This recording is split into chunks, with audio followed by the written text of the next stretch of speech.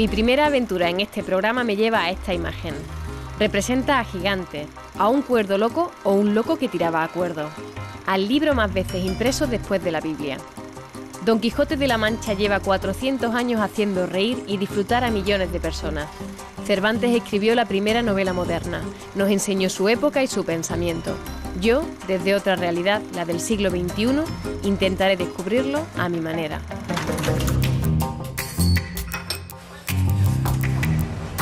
En la sensación, en la emoción que provoca el arte, siempre hay una mitad invisible que explica muchos porqués.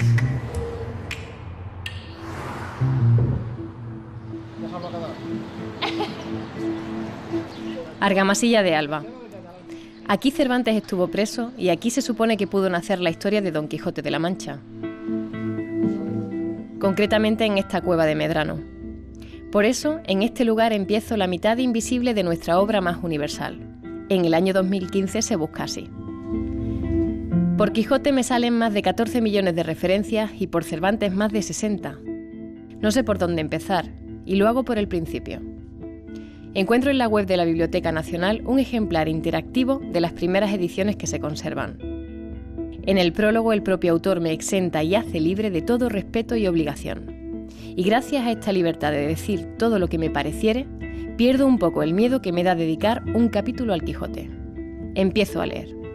En un lugar de la Mancha, de cuyo nombre no quiero acordarme, no ha mucho tiempo que vivía un hidalgo de los de lanza en astillero, que Televisión Española mostró así. Alas cargó luego el nigromante contra el otro caballero. Resumiendo, el tal Alonso Quijano, de tanto leer libros de caballerías, pierde el juicio y se convierte en caballero andante para ayudar a los desfavorecidos y vivir aventuras. Don Quijote de la Mancha, junto a su escudero Sancho Panza, pasará a lo largo de 2 libros y más de 1000 páginas episodios de locura y de lucidez, de engaños y de encantamientos. Una historia divertida y llena de sabiduría. ¡Luciferno de la Boca Negra! Sigo descubriendo el archivo de Televisión Española. Hoy me estreno en esta casa. Es mi primera mitad de Invisible. Soy Clara Peñalver y me dedico a escribir. Por eso he escogido esta obra, aunque lo mío es la novela de suspense. Ocupo el lugar de Juan Carlos Ortega. Él ha buscado la mitad invisible del arte durante más de 5 años. Me deja un buen ejemplo a seguir y también la cámara de los llamados sirocos. Juntos hacemos el primero. Un abrazo. El último plano mío va a ser la hostia. Él escoge su última imagen, su despedida.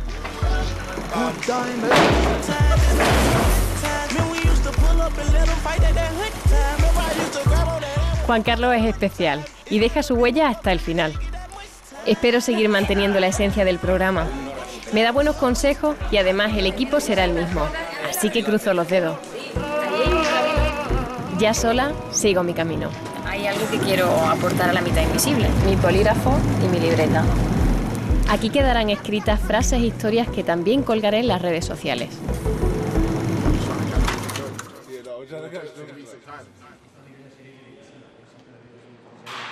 En esta parada obligada para la obra de hoy he quedado con Carlos García Gual, catedrático de Filología.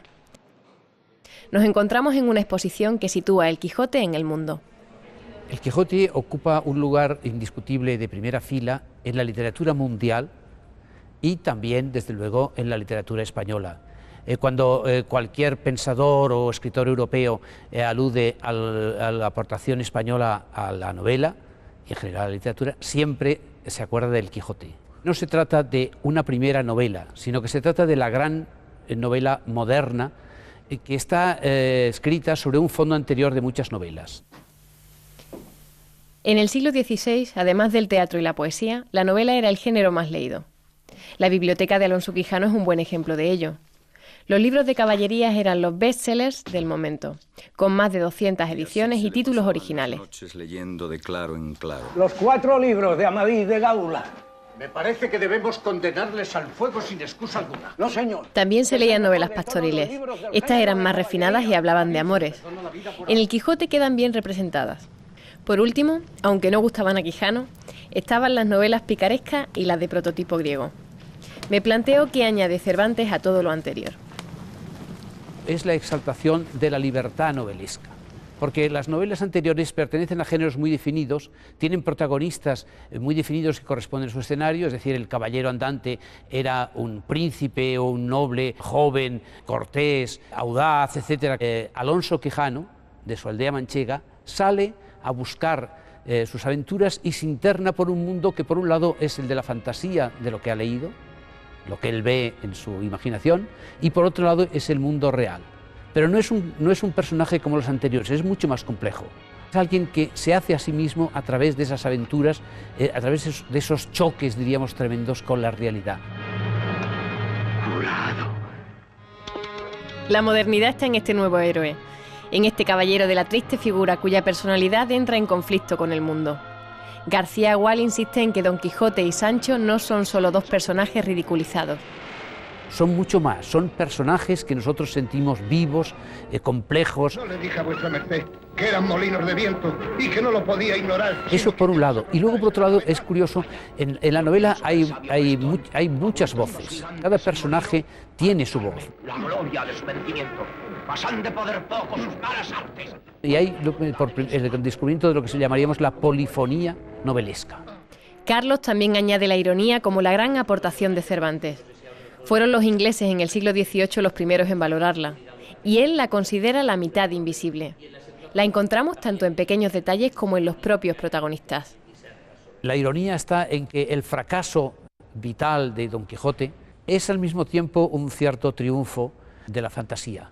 Yo creo que para mí lo importante es el choque entre este hidalgo, que efectivamente está loco y hace locuras, y sin embargo lo que hace pues nos maravilla. Y llega un momento, por ejemplo, cuando está en el castillo de los duques, que los duques le siguen la comedia, la farsa, en que comprendemos que es mucho más noble Don Quijote, Alonso Quijano, que los propios duques. Esa es la ironía cervantina, y yo creo que ahí está la gran aportación esa de Cervantes, digamos, a la ética o a la sensibilidad nuestra.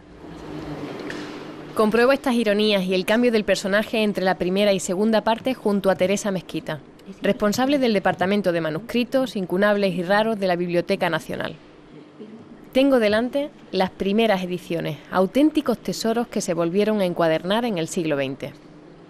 Entre la primera parte publicada en 1605 y la segunda de 1615, encontramos otro segundo tomo del Quijote, que no firma Cervantes, sino Alonso Fernández de Avellaneda.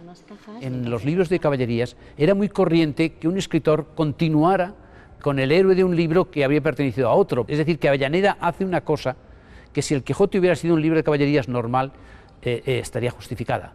Ahora, Cervantes rápidamente protesta y se queja amargamente porque lo que él ha escrito no es un libro más de caballerías, es un libro escrito por él y para él, ¿no? Y Don Quijote no puede tener otro autor más que él mismo, y entonces escribe esa maravillosa segunda parte.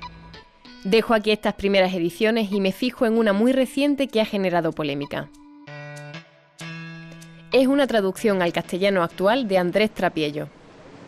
Si se niega esta traducción, habría que negar toda traducción. Es decir, habría que negar toda traducción a cualquier otra lengua, de cualquier otra obra, de cualquier otro país.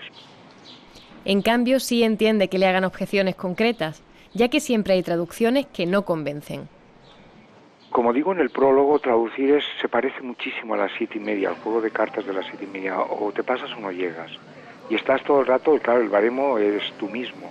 De los de Lanza en Astillero, en la tercera línea del Quijote, bueno, pues yo he tenido que traducirlo. Y reconoce que con mucha dificultad. Astillero no existía ni en la época. Cervantes se refería a algo olvidado y así lo ha escrito. Desde el barrio de las Letras de Madrid, me explica qué le movió a empezar hace 14 años este ambicioso proyecto. El Quijote casi había quedado única y exclusivamente para los filólogos y un puñado de lectores, algunos con más dificultad que otros, que podían leerlo. Pero la inmensa mayoría se encontraba con un libro que escrito en una lengua que ya no hablamos y que apenas entendemos. Por tanto, este libro hay que devolverlo a los niños, a los mozos, a los hombres, a los viejos, que es lo que decía Cervantes, y leerlo exactamente como lo leyeron ellos, es decir, sin notas a pie de página y lo más fluidamente posible. Que vuelvan a divertirse. Eso pretende Trapiello. La realidad, según el último barómetro del CIS, es que solo 2 de cada 10 españoles ha leído el Quijote entero. Y sin embargo, sus personajes y su autor me rodean. Aquí el Quijote está en todas partes.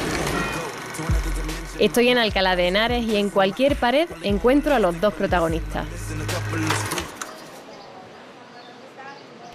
Sigo analizando la novela. Junto a Quijote y Sancho encuentro decenas de personajes. Hay de todo. Pastores, cautivos, duques, religiosos. Incluso encuentro una tocaya mía. Es momento de dedicarme al creador de todos ellos, Miguel de Cervantes Saavedra. En Alcalá está la casa natal de nuestro autor más universal. La vida de Cervantes es una vida intensísima. Hay que tener en cuenta que nace en 1547, muere en 1616 y entre medias vive la ruptura de la cristiandad, los conflictos con el mundo otomano. En fin, es una vida plena, apasionante y fascinante la que él lleva. Y además ligado todo ello a una inteligencia portentosa y a un sentido del humor único, ¿no? Una vida difícil de resumir. Me ayuda Alfredo Alvar, historiador del CSIC y autor de una biografía de Cervantes. Aquí estaba su casa. En esta ciudad fue bautizado. Viajó a Italia en su juventud, luchó con el ejército español contra los musulmanes y en Lepanto frenó a los turcos y quedó herido de un brazo. Cayó prisionero en Argel 5 años y al volver a España cambió las armas por las letras. Trabajó también como cobrador de impuestos, intentó ser poeta, tropezó y se levantó muchas veces. Con casi 60 años publica El Quijote, una obra madura que refleja la sociedad en la que vivió. Hemos tenido la fortuna, por ejemplo, de poder cotejar los escritos de Cervantes sobre batallas con informes bélicos que se remiten al rey, y lo que cuenta Cervantes es lo mismo que se cuentan en estas, digamos, crónicas, ¿no?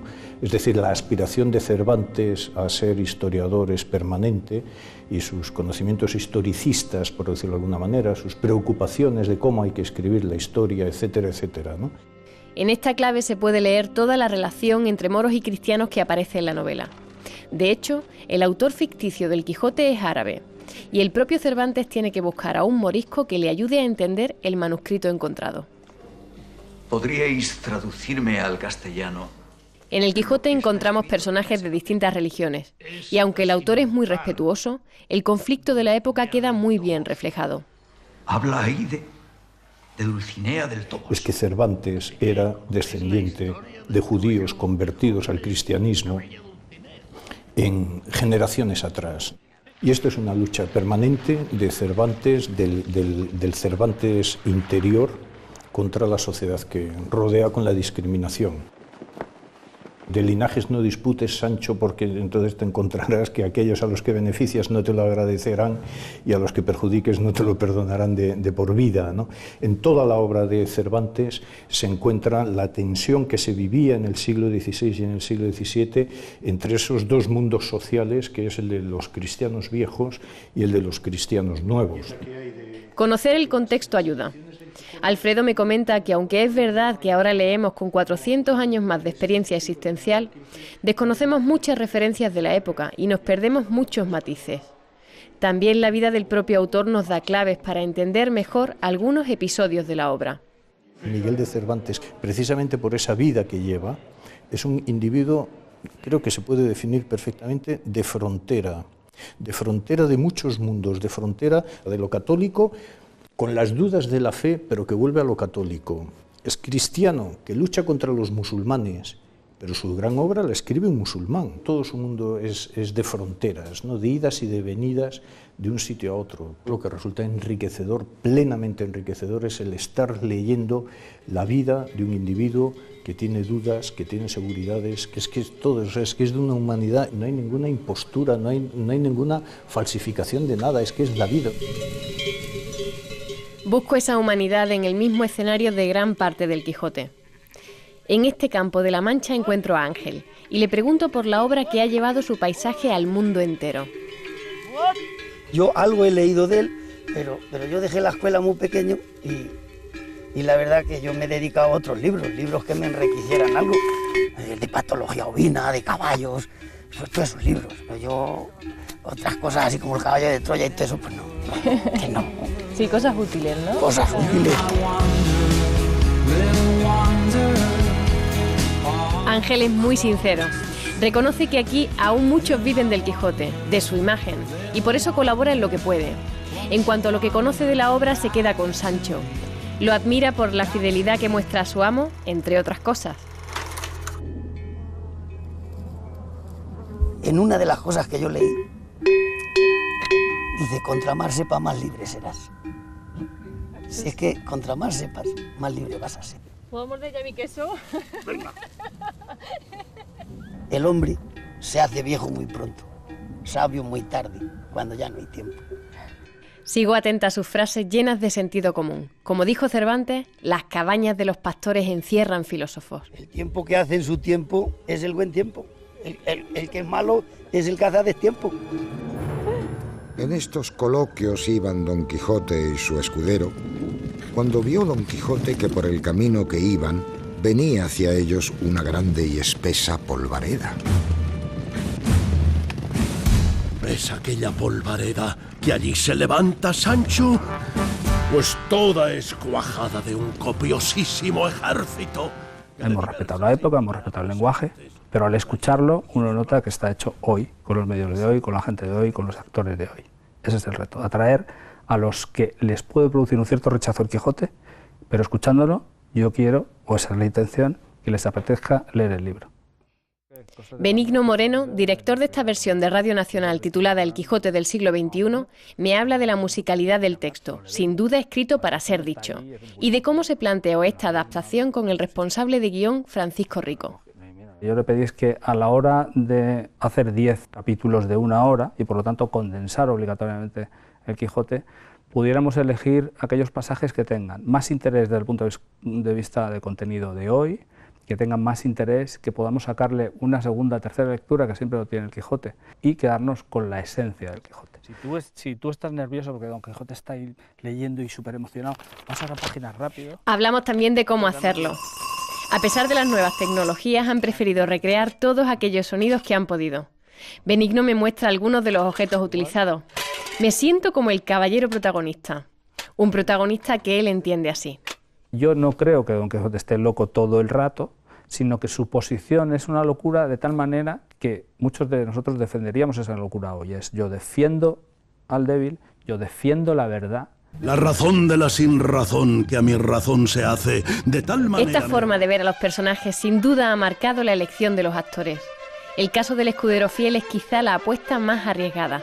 No haré, señor mío, y más teniendo tan principal amo en vuestra merced. Me parece que Sancho es un personaje que evoluciona mucho más que el propio Quijote a lo largo de la obra, que vive situaciones que las podríamos vivir hoy en día. Es decir, yo soy de una clase social a la que pertenezco, pero a veces me despisto y creo que pertenezco a otra, esa clase de referencia, me gustaría ser, me comporto como.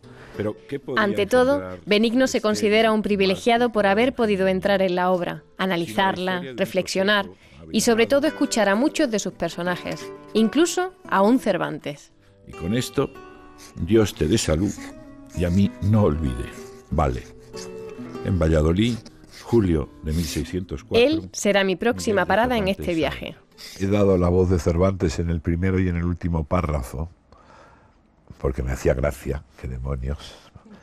Quería yo participar también un poquito, sin entrar en detalles ni en explicaciones, poniéndole una voz distinta a Cervantes al principio y al final, se da a entender que hay una serie de estratos de narradores que no es la que en principio puede parecer. Francisco Rico es sorprendente. Se ha convertido en una especie de representante de Cervantes actual e interpreta a su personaje de número 1 de una manera especial. Él es el gran catedrático y nosotros unos ignorantes a su lado. Todo lo que hagáis me da miedo, me da pánico. Su actitud impone, pero su humor me divierte. Nos podría hablar de cualquier aspecto del Quijote, pero le pido que me explique por qué, 400 años después, se sigue editando.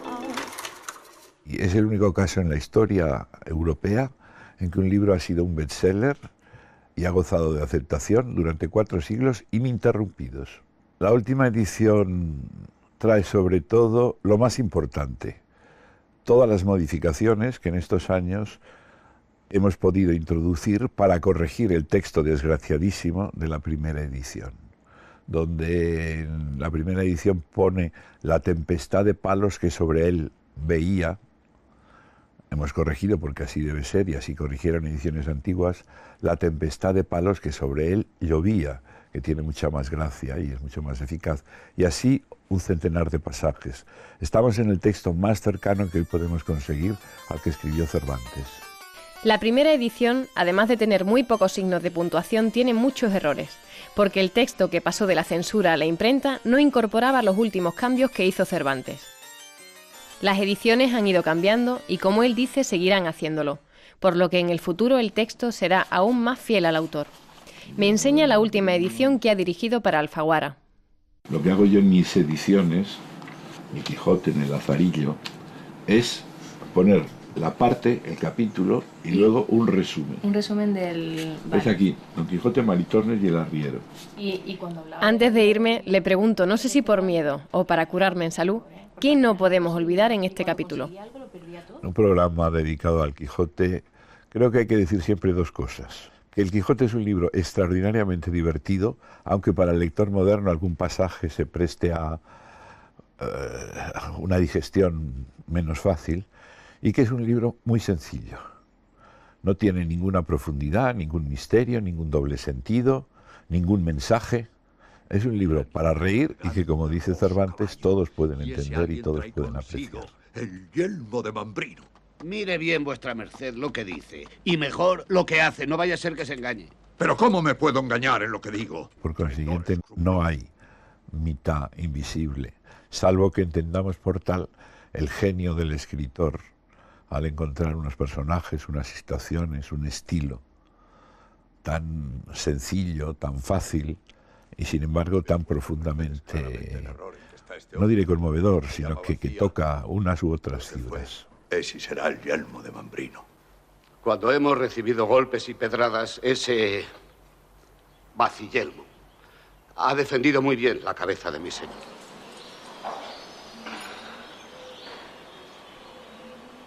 Me acerco a esta barbería de Madrid. En el Quijote hay un barbero que ocupa un lugar relevante. Un capítulo donde se burlan de los protagonistas cuando al limpiarles las barbas les llenan de espuma. Y por supuesto está el símbolo del relativismo, tan presente en la obra, el famoso baciyelmo, dos maneras de ver un mismo objeto, bacía o yelmo. Ah, y también están esas dueñas barbudas de la segunda parte. Y descubrieron los rostros todos poblados de barba, cuáles rubias, cuáles negras, cuáles blancas y cuáles albarrazadas, de cuya vista mostraron quedar admirados el duque y la duquesa, pasmados Don Quijote y Sancho, y atónitos todos los presentes. Me convierto en la mujer barbuda.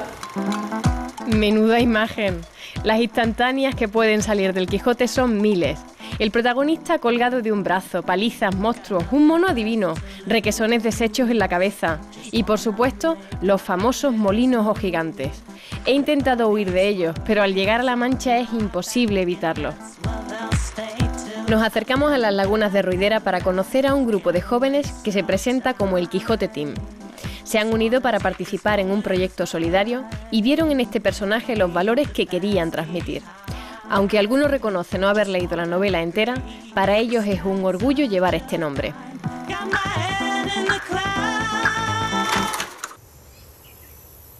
Quijote Team, porque somos manchegos y luego también buscamos algo que tuviese pues una proyección internacional, que fuese muy conocido. Pues lo primero, aventura y cordura muy poquita, así que creo que va bastante en consonancia con lo que es el libro del Quijote, nuestro proyecto. Vamos a hacer algo por los demás, eso es muy ilusionante, muy satisfactorio y te hace llegar muy lejos. Vamos a generar pues, una serie de anécdotas, de historias, vamos a discutir, vamos a vivir, en definitiva. Junto a las lagunas de Ruidera, que también aparecen en el Quijote, me enseñan los coches que donarán a una ONG en Ulan Bator, Mongolia. Tendrán que conducir 25 días para llevarlos hasta allí. Me hablan de patrocinadores y futuros proyectos y de todo el trabajo que les ha supuesto llegar hasta aquí. La verdad es que ha sido un esfuerzo muy grande el que llevamos ya después de 7 meses. Han sido bastantes molinos los que nos hemos encontrado en el camino para hacerle frente y no hemos empezado todavía, por lo que creo que de aquí a Mongolia nos vamos a encontrar con muchos más. Ahí les dejo. Esta grabación fue en julio, así que a día de hoy la aventura ya ha pasado. Y sé que ha ido bien, porque los he seguido en las redes sociales. Ellos no son los únicos perfiles relacionados con el Quijote. Hay quien incluso cuelga la obra en tweets. Tengo claro que estoy ante una obra universal y como tal puede adaptarse a los nuevos tiempos. Sigo mi camino pensando en otra protagonista. Dulcinea, la mujer invisible de la historia. Paro en el Toboso, un lugar que según Cervantes será famoso y nombrado en los venideros siglos. Famoso o no, es un pueblo precioso, en el que estuve a punto de morir de calor. Eso sí, el equipo me animaba desde la sombra.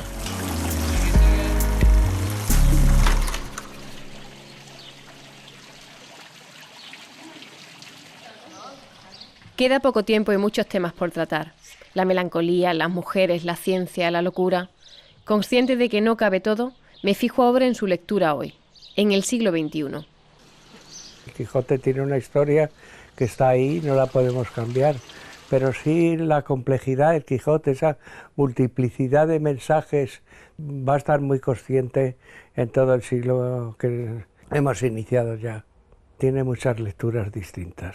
Es un libro que, aparte de ese aspecto divertido, tiene mensajes muy serios de carácter humanista. José Luis Avellán, filósofo y profesor emérito de la Universidad Complutense de Madrid, me explica que en 1925 un libro de Américo Castro sobre el pensamiento de Cervantes supuso un punto de inflexión en la interpretación del Quijote. Este dejaría de ser, para muchos, una novela solamente divertida. En paz. No se puede hacer esclavos a los que Dios y la naturaleza hicieron libres.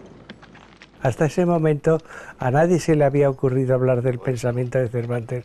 Más bien se pensaba que Cervantes era un novelista, un narrador ingenioso, que escribía muy bien, pero no se le atribuye ese carácter intelectual de tener un pensamiento propio. Lleva las manos atadas, que al menos pueda soltar la lengua. Cervantes estaba muy influido por el pensamiento del siglo XVI. Él tuvo una formación sobre todo humanista. Desde Barcelona recuerdo las palabras de Don Quijote antes de llegar a esta ciudad. La libertad, Sancho, es uno de los más preciosos dones que a los hombres dieron los cielos. El concepto de libertad de Cervantes es moderno. Avellán afirma que sin duda recibió influencia de los escritores de la época y que leyó, sin duda, las obras de Erasmo de Rotterdam. La libertad como una defensa del ser humano en cuanto tal, alejado de los parámetros de las castas sociales. Pues eso refleja cuando salen de la casa de los duques, que Don Quijote entona ese canto a la libertad que le dice a Sancho, pero precisamente porque han huido de una casa donde había unas dogmas muy estrictas de comportamiento. Me fijo en representaciones muy libres de la obra en la zona infantil de esta exposición del Instituto Cervantes. Me hubiera encantado que me acercaran el Quijote de pequeñita como lo están haciendo aquí. El público infantil me importa. He escrito algunos cuentos para ellos y por eso me fijo y valoro estas ediciones adaptadas. Ojalá consigan quitarle la etiqueta de aburrido que tanto daño ha hecho. Sigo paseando, me encantan las librerías. Aquí soy consciente del camino que quiero tomar y para eso debo aprender de los maestros. Le dice Don Quijote a Sancho, no es un hombre más que otro si no hace más que otro. Es una frase que te indica el esfuerzo del ser humano para realizarse a sí mismo. Y lo que están haciendo Don Quijote y Sancho es hablar, y hablando se constituyen a sí mismos. Yo creo que esa es la lección de humanidad más importante que nos transmite la obra. El Quijote no es solo una obra española, es una obra universal. Transmite un mensaje que es válido para el ser humano en su conjunto. Entre muchos lugares posibles escojo esta cueva de Montesinos para el final. Don Quijote vive aquí un sueño y los personajes un encantamiento general. La fantasía no tiene límite. Un buen resumen de cómo me siento al acabar esta primera mitad invisible. Aunque me queda mucho por saber, he aprendido mucho descubriendo el Quijote. Quiero seguir sus pasos y fatigarme con el deseo de saber cosas nuevas. Intentaré descubrir lo invisible sin que falte el humor, un poco de locura, variedad de perspectiva y reflexión. Cervantes nos enseñó esto y mucho más. Por ejemplo, que uno de los peores pecados es el desagradecimiento. Así que gracias a todos los que habéis colaborado. Acabo copiando el final del Quijote. Vale. ¿Qué significa? Que estés bien.